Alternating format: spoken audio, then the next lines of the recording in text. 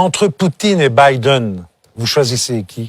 Ben vraiment aucun des deux, parce que ben oui, parce que pour moi c'est deux grandes puissances qui vont vers la guerre. Non, mais pas du tout. Ce sont des puissances impérialistes toutes les deux. Mais je ne vais pas dire que M. Biden défend la démocratie dans le monde. Qu'est-ce que les Américains en ont à foutre de la démocratie dans le monde? Ils ont rasé un pays comme l'Irak.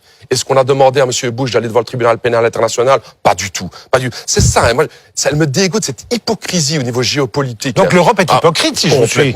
Complètement. On est en train de parler maintenant des Ukrainiens. Qui est en train de parler du peuple palestinien aujourd'hui qui se fait massacrer? Personne. L'Arabie Saoudite, notre grand allié sur lequel on va aller acheter l'essence, le pétrole, pas de problème de sanctions. On est complètement dans une hypocrisie aujourd'hui où en fait le seul agenda qui existe, M. Rebos, c'est l'agenda d'une domination économique. Et vous avez raison que le capital, on y revient. Tout à fait. Et les Russes veulent évidemment leur zone d'influence, mais les Américains, les Européens aussi. Les États-Unis d'Amérique arrivent avec des tankers remplis de gaz liquide qu'ils nous vendent. Ok, ils nous vendent c'est 260 millions d'euros par tanker.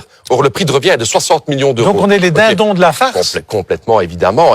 Les Américains. Qu'est-ce qu'il faut faire alors? Il faut relancer une grande. Laisser l'Ukraine se débrouiller? Non, pas du tout. Il faut une grande initiative de paix qui doit être lancée au niveau de l'égide de l'ONU. Ok, moi je ne crois pas que l'OTAN est la solution.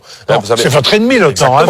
L'OTAN a été bombardé en Afghanistan. Ils ont rasé le bazar. Je dirais en 20 ans, qu'est-ce qu'on a résolu? On a été très bien en Libye. On veut maintenant faire la guerre au niveau des Russes. Moi je n'y crois pas. Moi je crois que de ce côté-là, on doit lancer une grande initiative de paix avec toutes les autres puissances. Mais parlé tout à l'heure par rapport à la Chine. Oui, je crois que l'Europe doit tendre la main à l'Inde, à la Chine, à l'Afrique du Sud. On va vers un monde multipolaire.